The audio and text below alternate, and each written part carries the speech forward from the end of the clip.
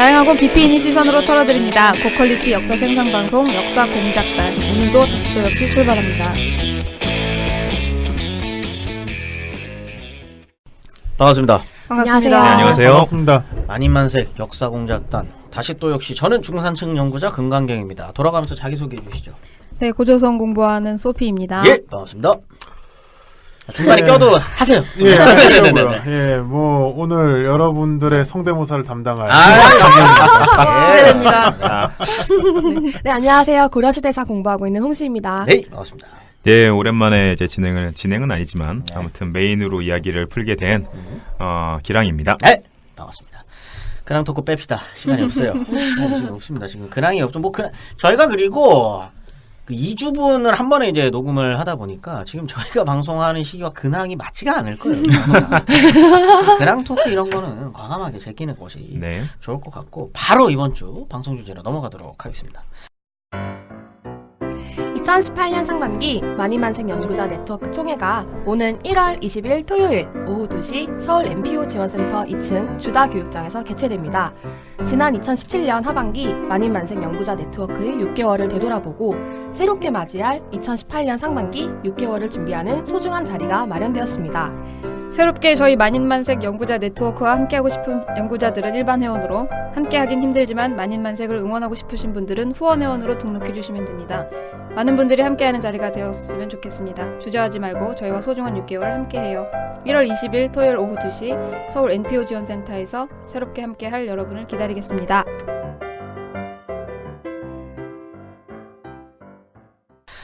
이번 주 방송은 제가 지금 벌써 굉장히 흥분 상태예요. 홍보를 좀 줄이세요. 네. 어젯밤 꿈에 저는 김영철 아저씨가 나왔습니다. 그랬고. 와. 또 순종 다음 수종이라고 불리는 남자의 시작 아니겠습니까 이게? 형님 폐하. 순종 다음 수종이 뭐예요? 최수종이 왕을 다 겪고 대통령 됐어 때문에 대통령. 장일준 조선의 마지막 왕이었던 순종 다음에 아. 수종이다 이런 이야기가 있죠. 그 남자의 시작 드라마 태조 왕건의 배경이 되었던 그 시기 후삼국 시기입니다. 떡밥이 굉장히 많은 방송 소재죠. 네. 그렇지 않겠습니까? 네, 기대됩니다. 흥미롭기도 하고 오늘은 그 떡밥들을 우리 기랑 선생님께서 한번 풀어주신다고 또 하셨기 때문에 한번 소개를 해드려야 될 것 같습니다. 자, 하나씩 살펴보죠. 일단 제목을 굉장히 멋있게 적었습니다. 신라의 겨울이 오고 있다. 우주에 가을이 오고 있다 네네. 이런 거 했는데요. 이거 거의 아니에요. 거기서 따온 겁니까? 아니, 윈터스 아니, 커밍 윈터스 아닌가요? 커밍 아닙니까? 맞습니다. 송구합니다. 겨울이 오고 있다는 거죠. 대체 신라에 왜 겨울이 찾아왔는지부터 이야기를 좀 해주시죠. 저는 지금 이 후삼국을 네. 다루게 되면서 이걸 이 왕좌의 게임이라는 약간 비유를 좀 하고 싶어서 이런 얘기를 했어요. 좀 많이 이게 좀 비슷한가요? 저는 이거 한번 그 있잖아요. 소름 끼쳐 막 평행이론 막 이런 거 있잖아요. 막 하나씩 이렇게 대조해 보면은 좀 비슷한 게 있어요. 제가 보기엔. 작가가 이거 좀 차용했습니까? 뭐 가서 찾아봐서 좀 얘기를 나눠야 되는 거 아니에요? 모르죠. 가셔도 되겠네요. 근데 저는 이제 어떻게 보냐면 궁예를 이제 존 스노우. 이럴 수가.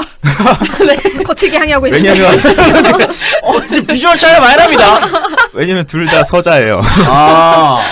서자의 자기 보셨어요, 선생님? 저는 지금 김영철 아저씨 왕의 빗줄을 이었는데 만화야 게임이야 뭐야? 왕자 게임 그 드라마입니다. 왕자의 게임 드라마예요. 드라마 왕자의 몰라요 게임. 저. 왕좌의 게임 그게 세상에. 있잖아요. 제가 얼마 전에 제가 요즘 계절학기 수업을 하고 있거든요. 네네. 수업을 하고 있는 도중에 우리 한반도에 이제 신석기 하다가 한반도 중부에서 출토가 되는 그 흑요석으로 만든 드래곤 석기. 글래스 네. 그렇죠. 드래곤 글래스. 진짜 신났다. 흑요석 이제 석기들을 보여주면서 제가 드립을 쳤어요. 네. 학생들한테. 여러분, 이 흑요석 석기들 되게 중요합니다. 이게 있어야지 백귀들을 무찌를 수 있어요. 이 드립을 쳤거든요. 아무도 안 웃죠. 아무도 반응을 안 하는 거야. 아무도. 그러니까. 그래서 너무 당황해서 여러분 왕좌의 게임 보시는 분 있어요? 했더니 한 명 손 드는 거예요. 네? 그럼 실제로 한 3명은 보겠네. 아니 근데 그렇게 시니컬하고 그러면 실제로 아니면 나 수업 때 보는데. 아니에요. 3명은 보겠다 너희들 중에.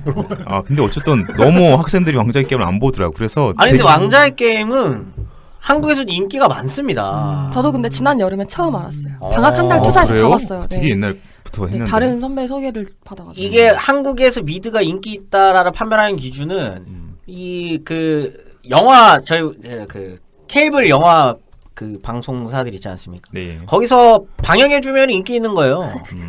네. 네. 일단 크리미널 마인드 했었고, 그다음 그 전에 그 뭐였죠? 형사들은 CSI? 아, 그럼 우리 CSI. 엄마가 다 보던 건데. 아 그래. 어머니가 그 기준이네요. 그렇죠. 네. 그거 했었고, 나 왕좌의 게임도 하고 있거든요. 네. 그거 안 봤는데 우리 엄마가. 아, 프리즌 브레이크는 봤어. 우리. 이게 예. 그럴 수 있어요. 이 스크린에서 방송을 해주는데 웅실 선생 채널 넘어가서 돌아오지 못하시는데요. 스크린. 네네네. 근데 스크린이 엄마 드립 좋아하시는군요. 케이블에 유료가 되는 케이블. 아니 원래 우리 엄마가 사람 죽이는 거 좋아해. 예, 실제로는 알겠습니다. 파리 한 마리도 못 죽이는데 나랑 비슷해 성격이. 어쨌든 되게 왕좌의 되게 게임은 맞아. 굉장히 유명한 지금 7까지 나왔죠? 시즌 7까지. 네. 시즌 7까지 나왔기 때문에 지금 굉장히 다음 유명한. 마지막 시즌이에요. 예. 아 그래요? 네. 아 끝나요? 네, 이제 끝나요. 한 끝날 때 됐죠. 어쨌든 굉장히 유명한 그 게임이 아니라 이제 그 드라마. 책이기도 하고 원래 소설인데 이게 드라마로 만들어지고 있는 거죠. 그래서 저는 그 왕좌의 게임 드립을 쳤는데 학생들이 아무도 안 웃어서 아하. 제가 그 자리에서 또 여러분 이게 왕좌의 게임이라는 거에 나오는 건데 말이죠 하면서 저의 드립을 설명하는 굉장히 치욕적인 치욕이라뇨. 진짜 싫었겠다. 예 그런 상황을 맞이했었는데요. 아, 그걸 설명해야 되다니. 예 그리고 제가 이제 궁예가 존소나라고 이제 말씀을 드렸는데 네. 둘 다 이제 서자죠. 왕의 피를 이었는데 음흠. 서자로서 이 피를 이었고 또 이제 어린 시절에 그냥 일반 가정에서 음. 왕자로서의 삶이 아니라 주장하는. 예 그렇죠. 근데 그런 게 있어서 좀 비교했고 또 이제 우리 궁예도 북쪽 지역 존스노도 북쪽 아. 네. 윈터펠. 네. 예 그래서 제가 이렇게 비유를 한 거고요. 아 그럼 견훤은 누굽니까? 견훤을 저는 이제 라니스터 이럴 수가. 그거는 역시 또 거센 함이. 호랑이라서 견훤을 상징하는 게 사자하고 호랑이 또 근데 비슷하잖아요. 라니스터는 좀 이렇게 막 교활하고 좀 이런 견훤 식량을 교활하죠. 좀 교활합니다. 돈도 많고 이런데 그리고 견훤은 이제 무장이잖아요. 그리고 되게 힘이 센 가문이잖아요. 그렇죠. 그러니까 그렇게 따지니까 이 후삼국 시대의 라니스터 가문에 필적할 만한 비유될 만한 건 역시 견훤 후백제라고 봐야 되겠고요. 신라가 라니스터야 되는 거 아닙니까? 아니죠. 신라는 이제 다 망해가는 이미 집안이니까. 끝났다. 이미 타르가리엔 왕족 정도로 봐야죠. 그러면. 신라에는 그래도 친신라적인 호족 소율희가 있었죠. 김해 지역에. 네네. 아시나요? 네, 모릅니다. 네네네. 전 알아요. 네. 어쨌든 그리고 저는 이제 왕건은 이제 용아들이라고 저는 불러주고 싶은데. 용의 아들. 예. 주인공이에요? 용엄마는 없으니까. 아. 예. 용엄마는 없으니까 어쩔 수 없이 왕건은 이제 용아들이라고 저는. 그럴 수도 왜냐면 있겠네요, 그거. 왕건은 용손 의식이 있거든요. 맞아, 왕건에 맞아. 그렇죠. 고려시대 이- 내내 예. 있어요.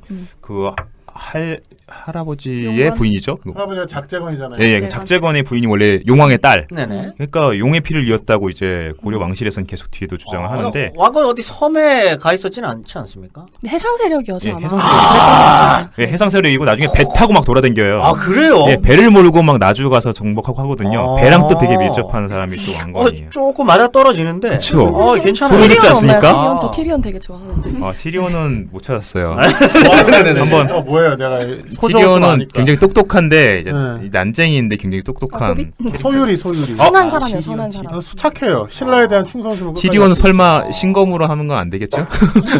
신검은 지잖아요, 맨날. 티리온도 맨날 신검이 지진 져서 안 않지만. 돼요. 자 여러분 저희 빨리 속 들어가세요. 청취자들이 네, 저희 빨리. 청취자들이 다 왕자의 게임을 보지 않겠죠? 그러니까 그렇죠. 나도 안 본다고. 예. 네, 바로바로 일단 신라 이야기로 바로 좀 들어가도록 하겠습니다. 네. 그래서 이제 겨울이 온다. 신라의 겨울이 온다고 이제 제가 말씀을 드렸는데 하나가 또 생각이 나네요. 제가 옛날에 태종 왕건을 네. 언제 봤냐면 군대 있을 때 나이 나오죠? 나- 나이 나옵니다. 네, 아무래도. 와. 너무 군대 있을 때 놀라지 마세요. 아무튼 정부 때 군대 있다니까. 야근 쓰다가 네, 88 피던 때예요 그때. 예. 군 담배가 88이었어요. 네. 그랬던 시절이죠. 근데 그때 이제 첫 회를 제가 봤어요. 그때 당직 서던 간부랑 같이 TV 보는데 네네. 이게 궁예가 막 말 타고 이제 막 백성들 끌고 가는데 하얀색 눈발 지금 쫙 해서 저에게 태종 왕건의 첫 인상은 눈이었어요. 그래서 예, 더 이 얘기를 하셨군요. 예, 예. 그래서 겨울이 오고 있다. 예, 신라라는 왕조가 이제 668년에 고구려를 멸망시키고 그 이후에 나당 전쟁을 거쳐서 이제 통일 왕국을 만들어서 이후에 이제 잘 나가던 신라가 이제 점점 이제 쇠락하게 되는 거죠. 네. 이제 정치적으로 여러 가지 문제들이 발생해요. 이제 태종 무열왕 이후에 무열왕계 왕들이 이제 집권을 하고 있는 그런 과정 속에서 네. 점점 이제 정치적인 문제들이 발생을 하게 되고요. 8세기 중후반에 이제 해공왕대에 이르면은 그게 아주 극대화됩니다. 그래서 그 전부터 이미 막 귀족들이 아하. 반란 일으키고 그걸 처리하고 죽이고 막 이런 일들이 계속 있었는데 왕이 세공왕 때는 엄청 바뀌더라고요 이때. 그렇죠. 너무 복잡해서 모르겠어요. 저도 그래서 신라 이제 하대 쪽하고 이제 중하대 쪽은 잘 몰라요. 왜냐면 왕이 너무 많고 또 제 관심사도 아니어서 아 아니네. 제가 네. 요즘 네. 꼼꼼한 사람들이 아주 예, 그냥 왕들 잘 관심사. 모르는데 네. 아무튼 해공왕 때 제가 이제 삼국사기 읽어보면 정말 기가 차요.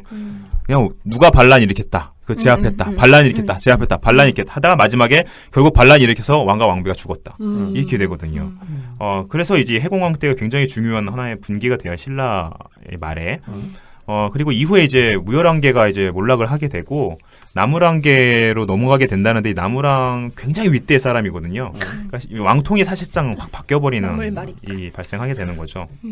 원성왕의 그 고조부가 마질창가 그런데요. 네. 아주 옛날 분이죠. 원성왕이 780년 넘어서 왕이 되는데 그 785년에 왕이 되나 아무튼 근데 고조부니까 아주 옛날 사람인데 그 별 볼 일이 없는 사람이에요. 그 집안 자체가 네네. 생각보다. 예. 그래서 해공왕이 살해되고 그 다음에 잠깐 선덕왕이라는 사람이 왕이 됐다가 그 다음에 이제 왕이 계승 가지고 약간 다툼이 발생하는데 네. 그때 여전히 무열왕계가 완전히 몰락한 건 아니고 여전히 이제 중앙 정계에서 일정 부분 지분을 확보하고 있었는데 그때 이제 김주원이라는 사람이 네. 무열왕계의 아주 유력자였고 이 사람에게 왕위가 갈 뻔했어요. 거의 합의가 됐던 것 같은데 이분이 강원도뿐 아닙니까? 강원도. 나중에 강원도로 가죠. 네네네. 예. 저 가본 것 같아요. 그 묘에. 아 그래요? 예. 네. 가짜일 거예요. 그럴 가능성이 높죠. 박사로 가는 것 같은데 가짜 묘였다니. 네네네네. 예, 아무튼 이 김주원에게 아무도 이제 믿지 마세요. 네. 왕위를 주자 이 정도까지 이제 합의가 이루어졌는데 이 김경신이라는 사람이 그걸 뺏어버린 것 같아요. 아하. 예, 어떤 군사적인 뭐 쿠데타를 일으켰는지 뭔가 압박을 했는지 모르겠지만 아무튼 이 김경신한테 밀려서 이 김경신이 이제 나중에 원성왕이 되는 거죠. 이 김주원은 왕위에 오르지 못하고 자기 근거지인 명주, 지금의 강릉이에요. 명주 쪽으로 그냥 물러나 버리게 되는 것이죠. 네. 그럼 나중에 이제 이 왕이 되지 못한 김주원의 아들인 김원창이 반란을 일으켜요. 자기 아버지가 왕위에 오르지 못한 거에 대한 불만 때문이라고 일반적으로 얘기는 되는데 자기 아빠가 왕 되면 자기한테도 왕의 그렇죠. 예, 그게 불만이라고 이제 기록은 되어 있지만 실질적으로는 그것보다는 자기가 굉장히 이제 견제를 받으면서 네. 중앙 정계에서 밀려나서 계속 지방의 한직들을 사실 우리 입장에서 보면 별로 한직도 아닌 것 같아요. 왜냐면 다 도독 막 하거든요. 도독이면 지금 도지사급이에요. 왕이 될 뻔했으니까. 근데 자기는 원래 왕도 될 뻔했던 사람의 아들인데다가 거기다 중앙 정계에서 뭐 총리 뭐 이런 거 해야 될 사람인데 지금 지방에서 계속 도지사만 왕을 해야죠. 지금 발령을 오세훈 하니까. 씨하고 비슷한 거예요. 내가 대통령을 할 사람인데 지금 서울시장으로 끝나다니요. 성이 안 차는 거죠. 그러니까 그게 되게 큰 불만이었던 것 같아요. 그래서 이 사람이 지금의 공주 지역 웅천도 도독으로 이제 임명됐을 때 반란을 일으키고요. 이게 굉장히 큰 반란이었어요. 근데 이름들이 또 김주원, 김원창 뭔가 좀 세련됐네요. 아, 우리가 저번 시간까지 고조선에서 마늘 다짜 쓰고 이름이 장자. 다 뭐 예. 이런 애들만 보다가 애들이란 친구들 보다가 친구들 보다가 갑자기 그 김원창 씨, 김주원 씨 뭔가 있어 보여. 좀 있어 보이는 이름들이 나오기 시작합니다. 김경신도 그러고. 지금. 그렇죠. 경신이요. 이름이 두자가 되는 거는 중국에서도 아마 당나라 때인가 이때부터 아하. 많이 그렇게 됐을 거예요. 왜냐면 그 전에 이름이 다 한자였는데 인구가 굉장히 많이 늘다 보니까 동명이인도 많이 생겨나고 이러다 보니까 이름이 이제 두자로 늘어나서 두자 이름, 외자 이름이 다 쓰이지만 두자 이름도 많이 생겨나게 됐고 신라에서도 그런 거 많이 수용을 하니까 당나라 때 거, 통일신라 때. 이름 자체가 그냥 세련되었어요. 김헌창 예. 씨. 근데 이 김헌창 씨가 바로 반란 일으키는 거 아닙니까? 그렇죠. 맞아요. 정말 시라고 대규모 하니까 반란. 네. 이건 정말 중요한 사건이고요. 신라판 안녹사의 난이라고도 평하죠. 이 김원창의 난 때 각 지역에서 호응을 하는데 그때 뭐 무진주, 완산주, 아. 청주, 사벌주 막 다 참가를 해서 아하. 그리고 신라에 이제 보통 구주 오소경이라고 돼 있잖아요. 네. 구주 중에서 5개 주가 반란에 참가하고 오소경 중에 이 3개 소경이 참가를 하는 거예요. 그러니까 정말 신라가 난리가 난 거죠, 전국이. 거의 뭐 네. 절반이 절반 이상이죠. 절반 이상이 반란에 참가하죠. 인구별로는 절반 이상이죠, 진짜. 예. 정말 절반 이상. 그래서 딱 신라의 이게 수도 그 부근 빼면은 저 위에 한산주나 그리고 의외로는 또 명주는 참석을 안 해. 참가를 안 경기 해요. 강원을 제외한 예, 나머지 통일신라 지역이 은 거의 대한민국과 비슷하잖아요. 경기 강원을 제외한 남부 지역은 거의 석권을 했다고 보시면 돼요. 예, 다 반란을 반함을 일으킨 했어요. 거예요. 김헌창 씨가 나름대로 좀 명망이 있었나 보네요. 그래도. 명망도 뭐 일단 있었겠지만 다른 한편으로는 각 지방이 중앙에 대한 불만이 불만이 굉장히 많아요. 많았던 것 같아요. 그러니까 얘가 이제 한번 딱 동을 트니까 전국에서 이제 반응이 온 거죠. 근데 아무튼 재밌는 건 아무튼 명주는 가담을 안 해서 전 그럼 이게 희한하다. 원래 얘네 근거지일 텐데 명주는 왜 안 하지?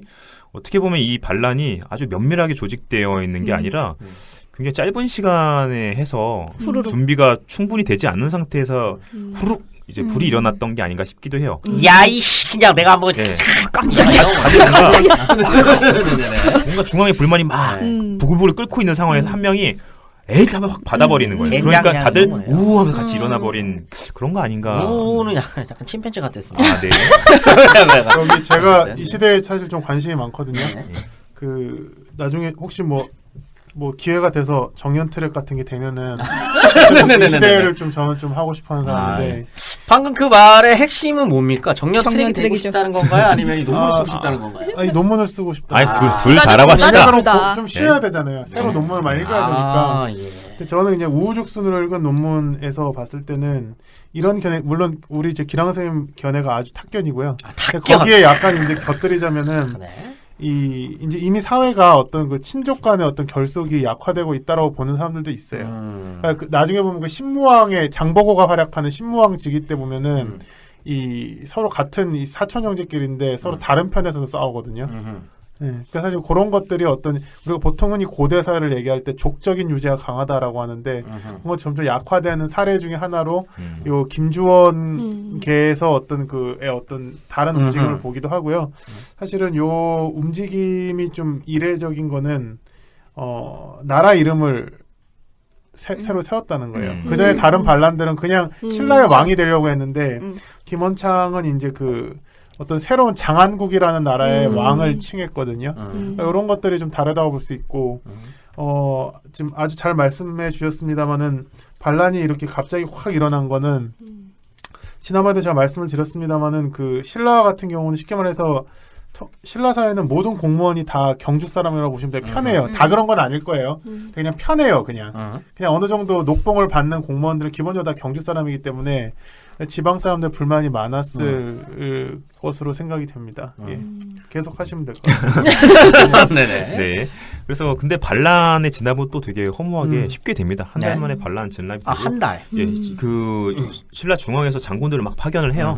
파견을 하고 김원창이 별로 싸움을 못했는지 아무튼 싸움을 또 못하셨네. 쭉쭉 밀려가지고 결국은 자기가 반란을 일으킨 웅천조 쪽에서 아무튼 함락이 되면서 이때는 싸움을 잘해야 되는데. 그렇죠. 예, 아무튼 이 반란은 굉장히 생각보다는 이 크기에 비하면은 좀 약간 허무하게 진압이 되는데 그래도 이게 여파가 큰 거죠. 그래서 신라가 이후에 굉장히 급격하게 기울어지는 모습을 보여주고요. 나중에 이제 신라가 본격적으로 멸망하게 되는 그런 분위기가 만들어지는 거는 이제 진성여왕이 등장이 굉장히 중요해요. 네네. 이 신라의 여왕이 이제 선덕여왕, 진덕여왕은 사람들이 다 아는데 세 번째 여왕이 있어요. 세 번째 여왕을 사람들이 이제 인지도가 좀 떨어지죠. 그렇지만 이 세 번째 여왕은 신라 망하는데 아주 중요한 역할을 하죠. 진성여왕이라고 하는 여왕이고요. 진상여왕이죠, 진상여왕. 예. 진상여왕. 앞선 두 여왕과 달리 신라를 망친 여왕으로 일컬어지고 제가 예전에 어떤 분 만났을 때 그 얘기 들었어요. 박근혜에 대해서 박근혜가 선덕여왕인 줄 알고 찍었는데 덜덜. 진성여왕이었어. 그리고 역덕이네요. 근데 예. 덕의 스멜이 아주 그냥. 근데 사실 저는 이 박근혜 전 대통령을 여왕에 비유하는 거에 굉장히 반대하고 있어요. 네. 왜냐면은 이게 그 진성 여왕이나 아니면 박근혜 전 대통령이 잘못했을 거지 그 여자라는 게 좀 강조되는 거예요. 그렇죠. 제가 그 여왕이랑 얘기를 하려고 비유하는 했어요. 거. 네. 제가 그 전 얘기를 하려고 반대입니다. 했는데 이 진성여왕이 좀 뒤집어 쓰는 경향이 있어요. 그러니까 신라 말이 어차피 끝난 싸움이었는데. 이미 신라는 망조가 들어있었어요. 그 전부터 한참 전부터 이명박대 망조가 들었어. 한참 망조가 들고 막 그야말로 바닥을 치고 있는 상황에서 진성여왕이 그냥 왕이 된 것뿐이에요. 근데 이제 사람들은 핑계를 찾아야 되는 이게 왜 망했냐. 근데 그게 당시 옛날에는 여왕이 때문에 망했다라는 식의 정당성이 얘기들이 없어요. 여왕이라는 게. 예. 그래서 여주가 아마 좀 그렇게 돌았던 것 같기는 해요. 근데 어쨌든 간에 이때 굉장히 확 무너지게 된 거는 사실이기 때문에 진성여왕 때 888년에 이제 가뭄이 전국적으로 심하게 들었는데 그 다음엔 889년 이때면 이미 지방에서 세금을 중앙으로 안 보내요. 안 보냈는데 그래서 진성여왕이 세금 보내라 하고 889년에 이제 독촉을 한 거예요. 그랬는데 안 보내는 거죠. 세금을 안 냈으면 일단 주군으로 모시지 않겠다라는 거 아닙니까? 기본적으로 뭐 뭔가 인정 안 하는 거죠. 네네네. 예. 윗사람으로 인정도 안 하고 이미 중앙 권력이 지방이 그걸 강제할 수 있는 능력이 없는 거예요. 그래서 다들 그냥 뭐 소 닭 보듯이 쌀 거두면 내가 써야지 왜 니네 줘 이런 식이 되는 거죠. 그래서 그게 아주 극대화돼서 보여주는 게 889년이고 이때 또 이제 이걸 기회로 전국적으로 이제 반란이 막 일어난다. 도적들이 막 들끓고 각 지방 세력들도 이제는 이제 신라 죽었다고 생각하는 거야, 다들. 사실상 인정 안 하고 전국적으로 이제 완전히 이제 파편화되는 자기 나발이 챙기기가 중요한 시점이 되는 그렇죠. 거 아니겠습니까? 그래서 우리가 국사 교과서 보면 항상 나오는 그 서술 이거잖아요. 성주나 장군을 칭하면서 각 호족. 지역들이 네. 예, 호족 세력들이 이제 발흥을 한다고 표현을 하는데 실질적으로는 각 지역에서 이제 힘 있는 네. 애들이 어깨들이 다 이제 자기 지역구 먹어가면서 서로 눈치 봐가면서 뺏을 수 있으면 뺏고 막 이런 식의 상황이 되는 거죠. 궁예도 바로 이 시기 때. 예, 이 시기에 바로 이제 궁예도 이제 거병을 한 사람이 되겠죠. 근데 지역민들 입장에서는 이렇게 호족들이 그러니까. 좀 그러니까 좀 좋았던 것 같아요. 왜냐면은 그렇죠. 고려사에 이제 이총원이라는 사람이 나오는데요. 그 사람이 이런 막 혼란한 상황에서 네. 이 성을 굳게 지키고 이렇게 방비를 해주니까 도적들을, 그러니까 민들이 굉장히 신뢰했다 이런 얘기를 하더라고요. 그러니까 흔히 그 우리가 생각하는 중세의 이미지가 사실 딱 여기에 딱 맞는 그렇죠. 그런 거잖아요. 예, 우리나라의 중세 뭐 봉건제 이런 게 없다고 하는데 그나마 그거랑 비슷한 게 이 시기예요. 이 짧은 사실은 시기가 그래요. 이른바 중앙 집권력이 제일 떨어진 시기도 고려기도 하죠. 그러니까 연달아서 네. 네, 다른 앞과 뒤에 비해서 보면은 딱 그런가요? 예, 예. 유럽에서의 어떤 중세의 느낌이 가장 물씬 풍기는 유일한 시기인 것 같아요. 네. 아니, 몽골 그 무신 정권에서 몽골 때도 그래요. 아 그때도 이렇게 지방 세력들 자위 공동체들이 나오고 막 아 그때 맞나요? 그렇죠. 그건 논란이 있으면 다음에 말하도록 하겠습니다. 아, 예. 논란이 있다는데요. 강력하게. 네, 한번 홍신 선생님이 다뤄주셔도 좋을 것 예. 같아요. 근데 여하튼 이 시기에는 아마 워낙 이제 초적이라고도 하는 아무튼 이런 도적대들이 막 들끓던 시기니까 당연히 지방에 있는 어떤 사람이 딱 권력을 잡고 자위적인 어떤 방어 시설 같은 거 갖추고 이러면은 지역민들한테는 그 사람이 이제 훌륭한 사람인 거죠. 잠깐 관련해서 네. 조금 이제 제가 좀 관심이 있다 보니까 말씀을 드리면 사실은 이 신라 하대의 역사를 볼 때 네. 실제적으로 교과서에서는 계속 개판이었던 것처럼 나오는데요. 실제로는 개판이었던 경우가 되게 짧거든요. 그러니까 해공황 때부터 해서 좀 대략 좀 개판 좀 치다가 원성왕이 수습하고 또 좀 가다가 또 개판 좀 치고 그 다음에 수습이 되고 또 한 50년 정도 가다가 지금 이사단이 나는 거거든요. 그리고 그 중간에는 약간 중흥이라고 볼만한 그 왕들의 치세도 있고요. 그래서 사실은 요새 신라 하대 연구사의 경향은 정말 그렇게 암흑기였냐라는 데 좀 방점이 찍히는 것 같아요. 근데 이건 이제 제가 뭐 배움이 짧지만은 제가 생각하기엔 좀 그래요. 이게 좀 세상은 상대적으로 보편적으로 봐야 되는 것인데 당나라도 사실은 안사연한 이후로 이렇게 급전직하를 하지 않아요. 계속 롤러코스터를 타가면서 점점 아래로 내려가거든요. 근데 신라의 모습도 사실은 그렇거든요. 그러니까 우리가 좀 세상을 바라볼 때 지금 강남이나 그런 데가도 되게 화려하잖아요. 아직 대한민국이 살아있다, 죽지 않았다라고 우리 기성세대들이 얘기를 하기보다는 지금 과거에 비해서 우리 청년들이 얼마나 좌절하고 있는지를 좀 알아가면서 우리가 세상을 바라보는 게 좀 나이 든 사람의 몫이 아닌가. 눈물 좀 닦고. 네. 지금 뭐 자기개발서 제가 아이들에게 얘기하는 바예요. 너희들 그런 아이들에게. 어른이 되지 말아라. 아이들. 아이들이라뇨. 애들이죠. 나보다 어린데. 나보다 어리면 너희들 그런 어른이 아이들이. 여러분 우리 그런 사람이 되지 맙시다. 네, 이미 그런 멘트에서 그런 사람이 되신 것 같아요. 지금 1989년에 세금이 안 거쳐서 개판이 됐는데 불과 10년도 안 된 전에요. 네. 신라 사람들이 스스로 밥을 해 먹고 뭐 이 예. 얘기가 나와요. 예, 근데 그 얘기가 좀 수상쩍죠. 예, 그렇죠. 그러니까 어떤 얘기냐면 신라 경주내에서 사람들이 너무 잘 살아가지고 밥을 해먹는데 수추로 밥을 해먹는다는 거예요. 다 기와지붕에 있고 막 이런 식의 얘기들이 있어. 태평성대로구나 이런 얘기가 있는데. 수추로 밥을 거의 그럼 요즘 중앙밥- 고급 스시집에서 밥할 때 그렇게 하는 거예요. 그래 저는 수추로 먹는 고기만 생각하고 있었는데. 숯불갈비. 네네네. 그렇죠. 아무튼 그런 얘기가 있긴 있어요. 근데 이게 과연 당시 생활상을 제대로 반영을 하고 있는 것이냐는 좀 의문이죠. 아니 그러니까요. 중앙은 잘 살았는데 지방은 아니, 이렇게 그러니까 가난하고 제가- 그런 네, 그럴 수도 있고. 제가 말씀드리는 거예요. 그거를 간과하면 안 된다는 거예요. IMF 전날에도 강남은 화려했어요. 맞아요. 절대 우리가 역사를 보면서 거기에 매몰되면 안 됩니다. 우리 청년들이.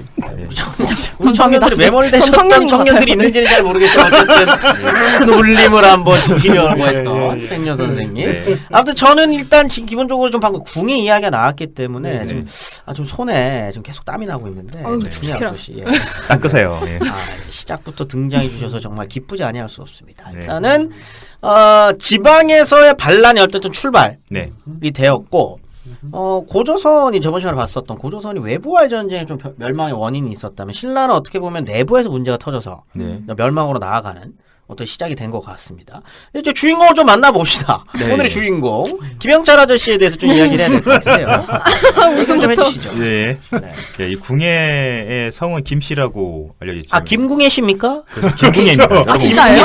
궁이 성이 아니에요. 오, 왜냐면 이럴 수가. 네. 김궁예 씨. 왜냐면 신라의 네. 왕손이라고 하면 네. 신라성 왕성인 김씨죠. 김씨여야 되는 거죠. 네. 그래서 설은 근데 두 가지가 있어요. 47대 헌안왕의 자식이다. 혹은 네. 48대 경문왕의 자식이다라고 네. 상국적인 두 가지 설이 이미 존재하고 있는 걸로 이해가 되는데 헌안왕은 뭐 이렇게 별로 유명한 왕이 아니고 하나는 아들이 없어요. 예, 딸이 있죠. 적자가 없어요. 그래서 헌안왕하고 경문왕 관계가 장인하고 사위 사이예요. 맞아요. 그러니까 장인 돌아가시고 사위가 왕이 된 건데 경문왕은 좀 그래도 이깃거리가 있는 사람이에요. 이 경문왕이 바로 그 사람이에요. 임금님기는 당나귀기 네. 바로 그 사람이. 그 서야가 이 사람에 해당하는 거예요. 신라의 마지막 중흥군주라고 하는 사람입니다. 어허. 그래서 이 사람이 헌안왕의 딸하고 결혼을 해서 결국은 이제 왕이 자리까지 차지하게 된 것이죠. 이 사람 관련해서 좀 이상한 얘기들이 많이 있어요. 뭐 잘 때 막 혀를 뱀이- 털어놓고 뱀이 막 이렇게 몸을 막 휘감고 있는데 나는 뱀하고 자는 게 좋아 막 이랬다는 도 좀 약간 이상한 사람이죠. 요 혀가 길어서 혀를 가슴에 다 토해내고 자고 있었다. 뭐 이런 아, 얘기도. 혀를 가슴까지. 네, 혀가 길어가지고. 그거는 그 삼국 유사의 얘기 나오네, 당시에 이 어떤 반정부 세력들의 음모라는 견해도 있습니다. 혓바닥이 긴 걸로는 저희 백년 선생님 안 길어요. 네네네. 아우, 백년 비디오로 보셔야 백년 되는데. 선생 자는 거 제가 나중에 한번 보겠습니다. 혀를 어떻게 하고 자는지. 근데 이제 경문왕이 이제 귀가 당나귀기다 이것도 뭐 그런 얘기도 있어요. 이게 백성들의 소리를 많이 듣기 위해서 혹은 이제 다른 신하들의 얘기들 많이 수용해야 되는 그런 뭐 정치적인 뭐 그런 게 있는 거 아니냐 뭐 이렇게 얘기도 있는데 그것까지는 모르겠고요. 아무튼 그런 소문이 있는 사람의 아들로 궁예가 소문이 있었던 거죠. 근데 이제 제대로 된 어떤 혈통을 타고난 게 아니라 그러니까 엄마 쪽이 후궁이었다고 전해지고 태어난 연도는 정확히 알 수 없죠. 왜냐면 아빠가 누군지도 불확실하니까. 존 스노우다. 예. 진짜. 존 스노우인 거죠. 여러분들 생각하시는 것보다 나이는 많아요. 예. 그러니까 헌안왕이나 네네네. 경문왕의 네. 그 재위 기간을 생각해 네. 보면은 왕건보다 최소한 10살 이상일 그 정도 캐스팅도 그래서 연령대예요. 김영철과 최수종? 최수종이었었던 거. 두 사람의 실제 나이 차이가 어떻게 되는지 모르겠네. 김영철 씨하고 최수종 씨하고. 10살까지 안 날 수도 있어요. 최수- 워낙 최수종 씨가 동안이라서. 형인 거 아니에요, 최수종 씨? 아니 그거진 그건 않아요. 아니에요. 절대 아니에요. 예. 아무튼 연도는 정확히 알 수 없지만 날짜는 또 전해지고 있어요. 그 우리가 제일 좋아하는 5월 5일. 단오날. 예. 어린이날이군요. 어린이날에 태어났어요. 아, 예. 단오라고 했는데. 예, 우리 존 스노우 궁예님은 어린이날에 태어났는데, 네, 제 첫사랑과의 1일이었어요. 네 이게 결혼하셨어요? 이거 잘라야 되는 거 아닙니까? 괜찮아요. 이 정도는 예, 괜찮습니다. 예. 이걸 이제 중호일이라고 하는데 왜냐면 양기가 가득한 날이에요. 그래서 되게 의미가 있는 날이에요. 기가 가득한 네, 날. 옛날에는 전부대는 홀수가 이제 양수고 아하. 음수가 짝수가 음수 이렇게 하는데 양기가 가득한 날에 태어났는데 태어날 때 이 지붕 위에 하얀색 무지개 같은 게 떴다. 근데 이걸 가지고 이제 일관이 말하기를 얘가 좀 불길하다. 뭐 나라에 도움이 되지 않을 것이다. 이런 식의 얘기를 해서 왕이 찝찝하니까 얘를 죽여 없애라. 명을 내렸고 왕의 명령을 받은 사자가 가서 얘를 다락에서 바깥으로 집어 던졌다는 거예요. 근데 이 갓난아기인 이 궁예를 유모가 밑에서 탁 캐치를 해서 나이스 캐치네요. 일단은 아니야, 찾았는데 아니야. 이 손가락이 눈을 찌른 거예요. 한쪽 눈. 미스 캐치였구나. 그래서 한쪽 눈이 이제 멀게 됐고 이 상태로 이제 도망을 간 거예요. 유모가 이 궁예를 데리고 도망을 가서 유모선에서 길러지게 되는데 열 몇 살 먹을 때까지 이 궁예가 자기 출신을 몰랐어요. 근데 어렸을 때부터 성격이 좀 드세고 막 이렇게 막 하니까 여기에 대해서 이제 이 유모가 이 사연을 얘기해주면서 당신의 혈통과 내가 어떻게 해서 너를 이렇게 키우게 됐는지에 대해서 왕자님 이렇게 예, 하면서. 하면서 이렇게 살고 우리가 숨어 살고 있는데 이렇게 계속 난리를 치면은 우리가 들통나서 다 죽을 수 어쩌라는 거야, 이 있다. 자식아. 예, 이런 얘기를 하고 궁예가 이제 큰 충격을 받죠. 나에게 그런 훌륭한 혈통이 하면서 이제 나중에 이제 출가를 해요. 승려가 되고 세달사라는 영월에 있는 세달사라는 절에 출가를 해서 승려가 돼서 스스로 천종이라는 법호를 이제 지어서 사용하게 되는 거죠. 근데 승려의 생활을 하긴 했지만 기록에 보면 이렇게 있어요. 막 담력이 있고 막 이렇게 헌헌하고 담력이 있었다 이렇게 기록이 돼 있어서 계율에만 이렇게 구애되는 그런 착실한 승려가 아니라 약간 양아치 승려. 예, 수호지에 나온 노지심 같은 승려 아니었나라는. 왕손 아닙니까? 아, 왕손이죠. 왕손이 양아치가 아니라고 어떻게 하나요? 왕자들 중에 양아치가 많아요. 그렇죠. 사실은 왕자들 중에 진짜 양아치 많아요. 네. 선조의 아들들이 되게 유명하죠. 예, 양아치로. 예. 근데 궁예가 실제로 그 왕손이었는지 음. 확신할 수 있나요? 그게 문제인데요. 이게 연구자들마다 좀 음. 말들이 달라요. 네. 어떤 분은 야 그거 어떻게 믿냐. 솔직히 우리가 딱 보더라도 너무 옛날 얘기 같은 얘기잖아요. 정말 무슨 신화적인 얘기고. 동화책에나 나올 법한 얘기인데 정말 왕손이었겠느냐라는 분들도 회의적인 분들도 있는 반면에 어떤 분들은 아니 그걸 왜 안 믿어? 궁예가 나중에 이제 사료에 있는데. 예, 사료에도 있고 또 궁예가 나중에 이제 새를 막 불릴 때 얘 그 왕통을 가지고 이 혈통을 가지고 사람들이 모여들었을 수 있다. 이런 것도 우리가 중시해야 된다 하면서 그걸 그냥 믿는 분도 있고 또 중간에서 아예 왕자까지는 아니고 아마 신라의 어떤 진골 귀족의 이런 일 가능성이 있지 않을까? 뭐 이런 얘기들 하시는 분도 있어요. 그래서 알 수 없다가 정답. 사실은 알 수 없죠. 알 수 없고 근데 저는 근데 이때 뭐 DNA 검사를 할 수 있는 것도 아니고 예, 그렇죠. 그건 아니지만 예. 보통 보면 얼굴에 또 써 있지 않습니까? 또 아빠를 닮았었겠죠. 뭐. 근데 아빠를 정확히 모르잖아요. 아빠 얼굴을 대조시킬 수 있는 것도 보통 아니고. 엄마를 많이 닮는데. 저는 아버지 많이 닮았어요. 나는 아빠 엄마 아무도 안 닮았어요. 주소 왔어. 자, 좋습니다. 다시 한번 돌아가서 어쨌든 이 양아치 승려가 예. 어쩌다가 목탁을 들지 않고 칼을 드느냐. 예. 요 얘기가 이제 나와야 될 것 같아요. 저는 개인적으로 아무튼 궁예가 왕손이라는 거 좀 회의적인 입장이에요. 갖다 붙인 얘기일 가능성이 높다고 네. 보는데 여하튼 이 궁예가 보니까 아까 말한 이제 진성여왕 때 이제 전국적으로 반란이 확 일어나던 바로 그 시기에 궁예가 보아하니 이거 찬스다. 이 난생 영웅이 등장하는 몸인데 이 정도면 내가 뭐 한번 아하. 해도 뭘 할 수 있지 않을까? 이런 생각을 가졌던 것 같고 그렇게 해서 이제 당시에 이 죽주 그러니까 지금의 경기도 안성 지역의 세력가인 기헌이라는 사람한테 의탁을 합니다. 안성 저희 아버지가 여기 땅 샀다가 투기 실패하셨던 곳. 안성 땅. 네, 어쨌든 여기에 기헌인데 이거 기씨는 아니에요. 네. 오해하시면 안 됩니다. 이 기헌의 헌자가 근데 견훤의 헌자고 같아요. 맞아요. 그리고 제가 보니까 사료들을 쭉 보니까 헌이라는 이름을 가진 애들이 또 여럿 있더라고요. 이때는 조금 약간 우리 철수영애 같은 역할 그런 느낌. 되게 유행했던 이름인가 봐요. 무슨 헌 이렇게 하는 게. 헌하다 이런 건가? 예. 아, 그래서 제가 대체 왜 헌이라는 이름이 자꾸 나올까 해서 이게 한자 뜻을 보면 원추리헌이라고 하는데 이 원추리라는 게 식물이더라고요. 풀. 풀인데 이 풀이 백합과의 풀인데 아하. 이게 이뇨작용과 항종양, 항산화, 항균작용 항산화. 이런 훌륭한 어. 약재로 쓰이는 거죠. 이뇨작용하면 또 저희 백년 선생님이 또 굉장히 활발하시거든요. 물을 많이 먹었어요. 또. 그래서- 헌을 많이 드셨나 보네요. 예, 아무튼 시원하게 소변을 보고 싶을 때는 네. 이 원추리 풀을 먹으면 되는데 교수님 또 못 올라오고 계시는데요. 그래서 그랬나? 이렇게 인기가 있었나? 모르겠어요. 아무튼 기헌이라는 사람한테 의탁을 했는데 이때 이 기헌은 딱히 이렇게 견훤이 아니라 이제 궁예를 네. 좋아하진 않았던 것 같아요. 아하. 별로 이게 중요하지 않고 이렇게 대우가 별로 좋지 않으니까 네. 궁예가 이제 다른 쪽으로 가죠. 음흠. 다른 쪽에 당시 북원, 그러니까 지금의 강원도 원주예요. 음. 이 지역에 자리 잡고 있던 양길이라는 양길이. 예, 드라마에서 나왔던 것 같아요. 나왔죠. 맞아요. 기헌 양길 다 나왔죠. 드라마 너무 찌질하게 나왔어. 네. 너무 양길이 어리긴 나왔었죠. 한데. 양길은 근데 좀 저는 중요한 사람 같아요. 이 사람이 불쌍해. 별로 그렇게 주목을 안 받고 후삼국시 얘기할 때도 잠깐 궁예가 거쳐가네 정도로만 취급을 하는데 이 사람 세력이 상당히 커요. 맞아요. 이 운만 좀 따라줬으면 어쩌면 이 사람이 궁예나 견훤급의 사람이 어허. 충분히 됐을 수 있을 사람 같아요. 저는 이 사람 보면 그 원소 생각 많이 나요.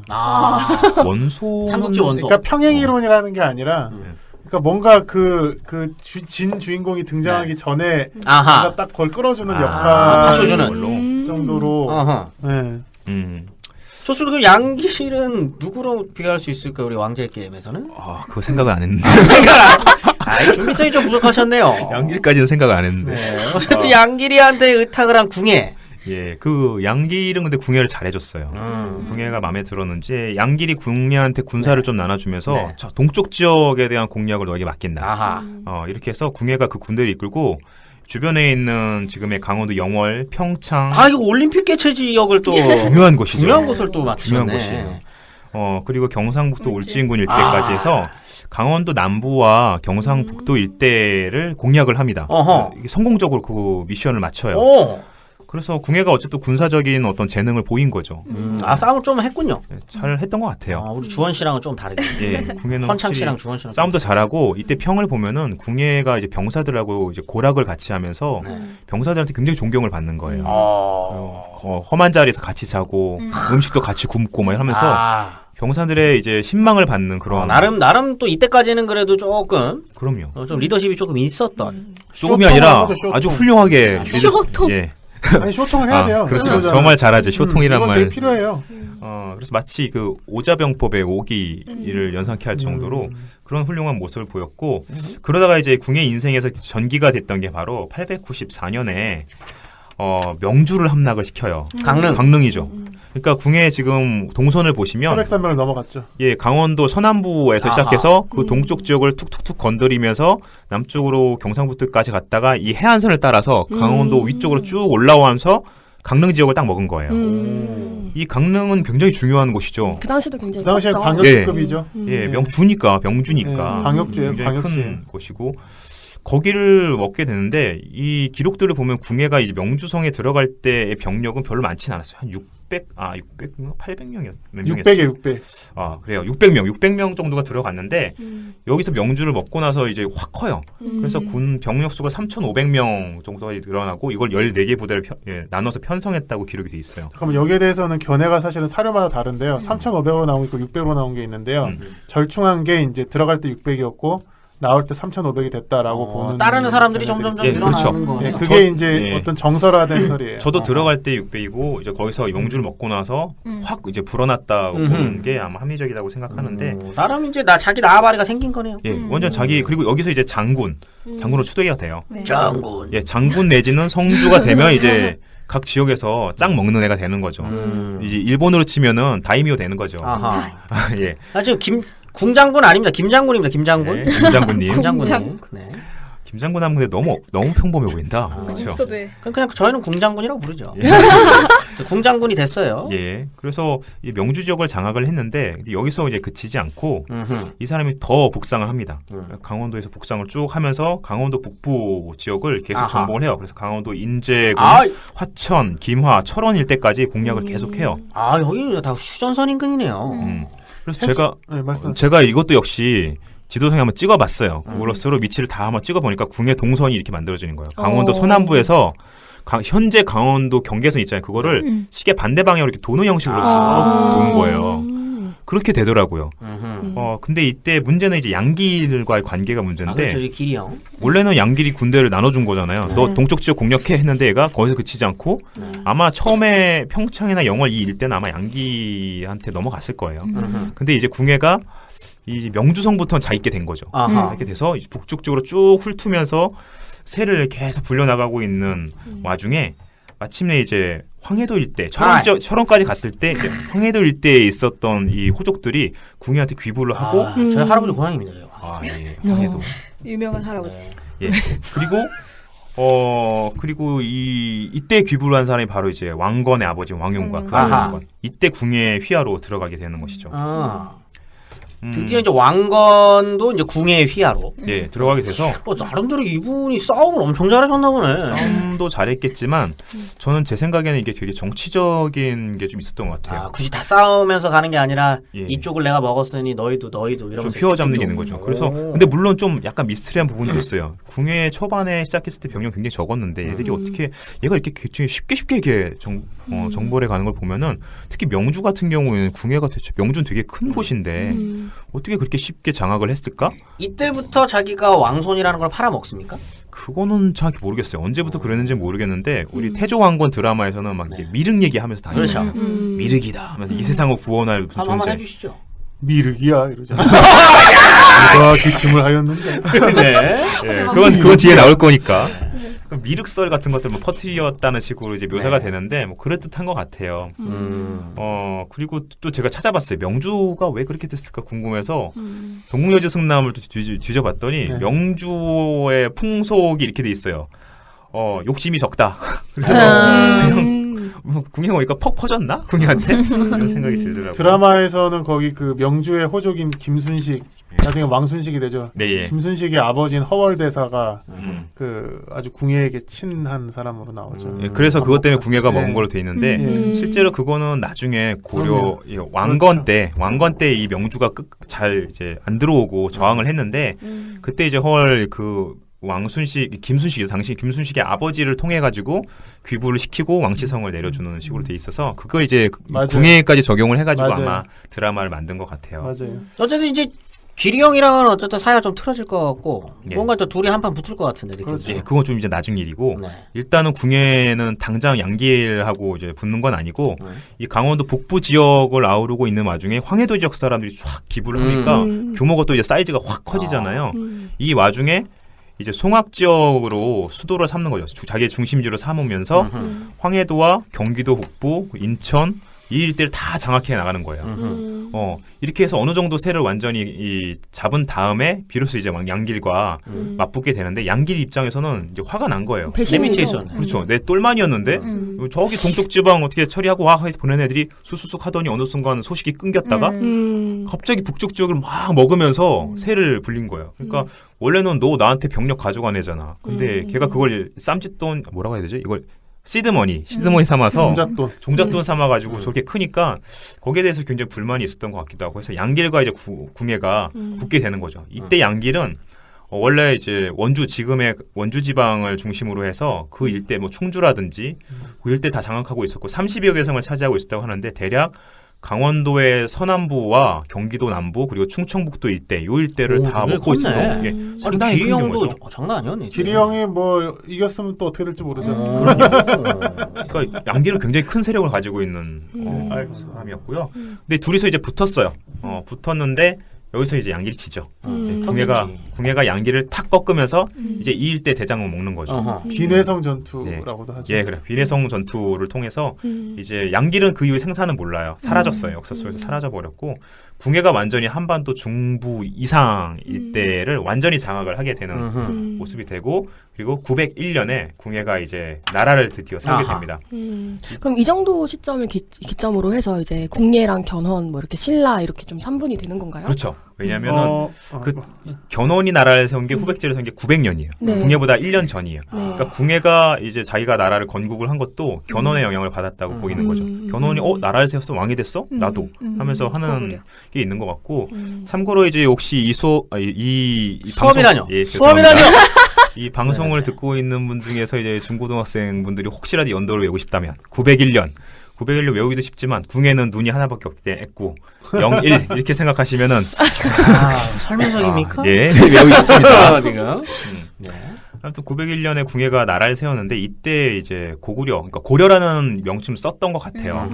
근데 이게 좀 재밌는 게 삼국사기엔 그렇게 안 나와요. 삼국사기에는 그냥 나라를 세웠다만 돼 있고 이상하게 나라 명칭이 안 나와요. 국호가 안 나오고 몇 년 뒤에 이제 마진이라는 국호 얘기가 나오거든요. 근데 삼국유사를 보면은 왕력편에 그 궁예가 고려라는 이름을 901년에 이미 쓴 걸로 돼 있어요. 고려라고. 그래서 요거는 추정을 하기로는 아마 나중에 왕건이 다시 이제 고려라는 이름을 다시 썼을 때 원래 궁예가 썼던 이름이 고려인 걸 한 거가 뭔가 좀 부담스러울 수가 있잖아요. 그러니까 궁예가 고려라는 이름을 썼다는 거에 대해서 굳이 삼국사기 정사에는 살짝 건너뛰어버린 것일 수가 있어요. 편집이군요. 근데, 예, 편집을 해서 그리고 삼국유사는 근데 그런 거 좀 아무래도 자유로운 사찬사서니까 그냥 이련 스님은 원래 궁예가 그때 썼지 하면서 그냥 써버린 게 아닌가? 저는 이거는 맞지 않나 싶어요. 왜냐하면 이때 궁예 세력이라는 것이 이 황해도 일대에서 왕건을 비롯한 과거 고구려 영역이었던 곳은 사실은 통일신라에서도 황해도하고 평안도 일대밖에 없어요. 평안도는 사실상 예, 다른 지역 한강유역이나 이런 거는 신라에서는 뭐 옛날 고구려 영역 이렇게 말은 하지만 원래는 한참 전부터 이미 장악하고 있는 지역이었기 때문에 실질적으로 삼국통일 이후에 신라로 편입된 고구려의 과거 영역은 황해도 일대하고 평안남도 일대거든요. 근데 걔네들이 이제 궁예한테 넘어온 거잖아요. 이게 되게 궁예한테는 중요했던 것이 아닌가 생각해요. 얘네들을 이용하고 얘네들 아울러 가지고 대우를 해주고 하려면 고려라는 국호를 쓰자. 원래 고구려 때부터 이미 고려라는 국호는 이제 그쵸. 병용했거든요. 그랬던 게 아닌가 싶고 어쨌든 이때 궁예가 나라를 세우게 되는 것이죠.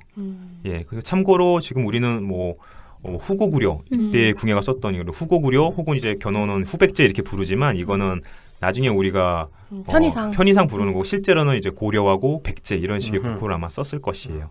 국호를 좀 자주 바꾸죠? 예. 궁예는 이제 국호를 좀 바꾸는 걸로 또 인상 깊죠. 이제 904년에 나라 이름을 마진이라고 바꿔요.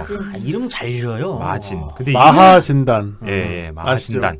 저 몰랐어요. 예, 마하진단의 약자로 추정을 하는데 이 산스크리트어로 마하는 크다라는 뜻이고 진단은 이제 동쪽을 가리키는 거예요. 그래서 우리 진단학회 있잖아요. 네네네. 이 진단학회가 이제 이 진단이고 동쪽, 아하. 동쪽에 있는 학회니까 진단학회인 거죠. 예, 이렇게 해서 마진이랑 이름 바꾸고 도읍을 원래 송악 쪽에, 그러니까 개성 쪽에 자리를 잡았던 걸 철원 쪽으로 옮겨버립니다. 왜 일로 갔을까? 참. 그거 참 미스테리죠. 많은 사람들이 아니 왜 철원으로 가지? 개성 좋은 데인데 생각하잖아요. 쌀 많이 나잖아요. 저는. 근거지가 네. 자기 개성 쪽에는 왕건 부자도 있고 그래서 그랬단 말이 있어요. 그래서 철원이 지금 이제 좀 그 뭐야 휴전선이랑 좀 같이 있고 이래서 그렇지. 쌀만 나는 거 아니에요? 근데 원래는 좋은 땅이죠. 예. 원래 왜냐면 이 철원 물론 이거 또 썰인데 이 휴전선에서 김일성이 철원을 먹으려고 휴전을 질질 끌었다는 얘기가 있을 정도로 물론 썰인데 그 정도로 철원은 굉장히 중요한. 왜냐면 맞아요. 북한 입장에서 철원을 먹게 되면은 북한 지역이 농사 짓는 데가 많이 없잖아요. 그러다 보니까 철원을 먹게 되면은 이게 좀 농사를 지을 수 있는 땅을 좀 곡장지인가요?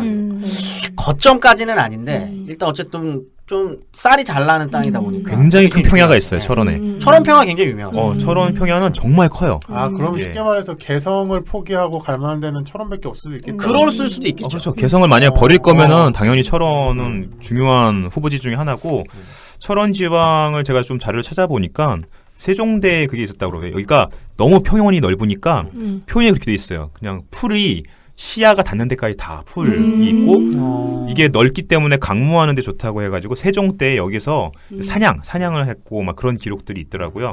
비옥한 땅입니다. 아주 비옥한 땅이에요. 지금은 이제 아무래도 좀 갈려 있고 남북으로 그렇죠. 갈려 있기도 하고 또 사람들이 접근하기 힘들고 그냥 군대 관련해서 추운데 이 정도 이미지지만 철원은 상당히 중요한 땅인 건 맞아요. 다만 이제 철원의 약점이라는 건 개성이나 뭐 이런 데다 달리 이제 강변이 같이 껴있어요. 수로가 같이 껴있어야지 굉장히 좋은데 그 점에 있어서 좀 약점이 있죠. 지금 아주 좋은 말씀 해주셨는데요. 사실은 이 마진이라는 국호도 사실은 이미 어떤 그 고구려계 세력들과의 어떤 결별 수순을 밟아간다는 말도 있어요. 저도 그렇게 네, 그게 합당한 것 같아요. 그런 그러니까 견해들이 있습니다. 처음에는 고려라는 이름도 쓰고 또 개성을 거기를 장악하고 개성을 이제 수도로 삼고 했던 것들은 상당히 고구려계 사람들을 반영한 그 의견을 반영한 거였다면 이름을 굳이 마진으로 바꾸고 철원으로 옮겼다는 건 이제 궁예가 걔네들의 도움이 중요한 게 아니라 내가 돕이다. 친구들. 예, 그 친구들. 고구려계 애들 그런 애들에 의존하지 않고 자기 스스로 이제 원탑이 될 수 있다. 이 정도의 의식이 반영이 되었던 게 아닌가 싶고요. 강다니엘로 가는 거군요 이제. 네. 본인이. 드라마에서는 아지테가 이걸 주도하는 걸로 나오죠. 예, 그렇죠. 왜냐면 철원 쪽으로 옮길 때 미르기시여 청주 사람들을 대동방국을 그렇죠. 대동방국 근데 진짜 잘하세요. 엄청 잘하시죠. 대동방국이란 말이야. 여기서 중요한 건 이제 태봉 아닙니까? 대동방국이란 태봉. 말이지. 예, 그렇죠. 태봉 설명은 또 안 나와. 예. 그래서 청주 지방하고 또 궁예와 굉장히 밀접한 관계가 있는 것 아지테가 같아요. 청주. 예, 철원에 도읍을 할 때도 청주인들 그쪽에 3인을 지키면서 하거든요. 근데 이제 나라 이름은 나중에 또 바꿔요. 911년에 이제 태봉이라는 이름으로 바꾸는데 이건 뜻이 정확하진 않아요. 근데 불교 용어 이런 거 아니에요? 불교 용어 이런 거. 큰 거를 봉한다? 예, 그건 모르겠는데 아무튼 태자라는 게 크게 함께 사는 뭐 그런 거이고 봉자는 봉토 막 이런 의미라서 뭐 아무튼 뭔가 크고 좋은 거 그런 의미인 것 같아요. 이때부터 바로 미륵불 나오는 거 아닙니까? 미륵이야. 예, 그렇죠. 미륵불 나오는 나오는 거죠. 거 아니에요? 미륵이야. 그래서 이제 미륵불 누가 기침을 하느냐? 아, 누가 유튜브에서 기침을 있어요. 하였나? 그럼요. 이거예요. 누가 기침을 하였지? 뭐 하는 거죠. 누가 기침을 하였어? 이거 죽잖아요. 그래서 그 사람. 예, 태조왕건의 아주 유행어죠. 그래서 뭐 이때 나왔던 오만이 밤매움 이게 그게 아니에요. 그냥 인터넷이 안 오혼만이 반매홈. 마구니들. 이런 마구니들아 하면서 마구니들 머릿속에 뭐한다? 마구니들이 끼었구나 막 하면서 왕건아우가 욕심을 품었다고. 지금 홍시 선생님 왕건아우가 가운데서 그럴 리가 없지. 이러다 양쪽에서 이러다 막 숨지겠어요. 욕심을 홍 말이지. 선생님 숨을 쉬세요. 누가 기침 소리. 이게 누가 정말. 한 번씩. 기침을 하였는가? 아 이게 정말 대단. 신용사. 이르기 말씀을 하시는데 기침을 하였다. 이런 어리석은 거사. 끼었어. 예. 마군이로구나. 야, 이걸 너무 오래 마군이가 끄는데요, 우리? 끼었어. 어쨌든 이때부터 미륵불을 자칭하면서 자칭하는 거죠. 근데 이건 미륵불을 자칭하는 거는 굉장히 자주 있죠 역사 속에서. 왜냐면 맞아요. 미륵불은 이제 미래불이에요. 그래서 네. 석가모니가 구제하지 못한 사람들을 구제하기 위해서 56억 7천만 년 뒤에 온다는 건데, 그래서 이제 세상이 힘들고 살기 팍팍하면은 미륵님이 오셔서 이거 다 끝내줬으면 하는 재림예수랑 믿음이 있죠. 비슷한 거예요. 예, 그래서 미륵불 신앙은 굉장히 많죠. 음흠. 이제 전 시기에 걸쳐서 있는데 궁에는 스스로 아무튼 미륵불이라고 했고, 자기 아들들도 무슨 청광보살, 신광보살 이렇게 부르면서 보살님이셨군요. 예, 보살로 하고 칭하면서 네. 돌아다닐 때도 이제 하얀 말을 타고 다니고 아하. 주변 사람들 굉장히 큰 사람 행렬들을 만들면서 다니고 심지어 자기 스스로 경전을 짓고 강설을 하고 하는데, 이거 가지고 이 승려 석총이라는 승려가 이게 웬 나오죠. 헛소리? 그 뭔 배우는 뻘소리? 까먹었다. 하면서 얘기했다가 철퇴로 맞아주고. 드라마에서 그래요. 거짓 미륵이시여. 이 중놈을 보았나. 기록상에 그렇게 돼 있죠. 기록상에 이 궁예가 이제 맞아. 관심법을 쓴다고 하잖아요. 관심법. 주임은 관심법을 쓸 수 있어. 그래서 국법위에 네. 관심법이 있지. 아까 뭐 기침 누가 기침을 하나 이거 그때도 나 관심법 하는 쓰다가 건데. 예, 기침했다가 죽은 거. 드라마 대사가 나와요. 국법위에 관심법이 있대. 아 그래요? 어떻게 기억하세요 새로운 그거를? 대사. 와. 그건 진짜 드립이네. 여튼 궁예가 그러면서 이제 자기 부인이 강 씨가 이제 궁예의 악행에 대해서 뭐라고 이제 정색을 하고 얘기했다고 나와요. 정색을 하니까 궁예가 기분이 나빠서 왕후의 간통을 자기가 관심법을 알아냈다고 하면서 잔인하게 살해를 하고 자기 아들들까지 죽여요. 두 아들까지 다 죽여버리고 맞아. 이후에 이제 굉장히 의심을 많이 하면서 화를 내면서 사람들을 많이 죽이는 일이 발생했고요. 그래서 민심이 이로 인해서 이제 궁예를 완전히 떠나게 됐다고 기록이 되어 있습니다. 시대의 명작이죠.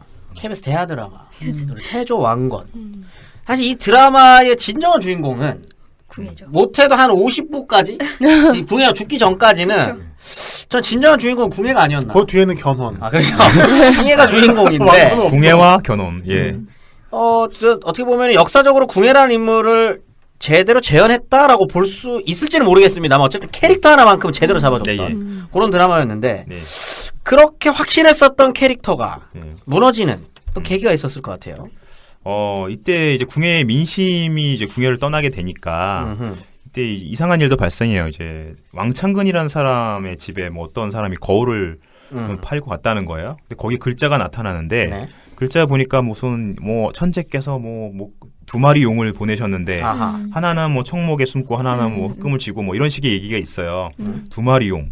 제가 뭐라고 그랬습니까? 용을 타는 혈통을 가진 사람. 우리 존 스노우와 예, 그리고 용아들 왕건 두 사람이 용의 비유가 되고 있지 않습니까? 네. 그래서 궁예가 이제 검은색 용인 것이고 푸른색 용은 이제 왕건인데 결국은 아무튼 궁예가 처음 권력을 잡지만 왕건에게 돌아갈 것이다 이런 식의 얘기가 돌았다는 건데 이건 물론 나중에 뒤에 만든 얘기겠죠.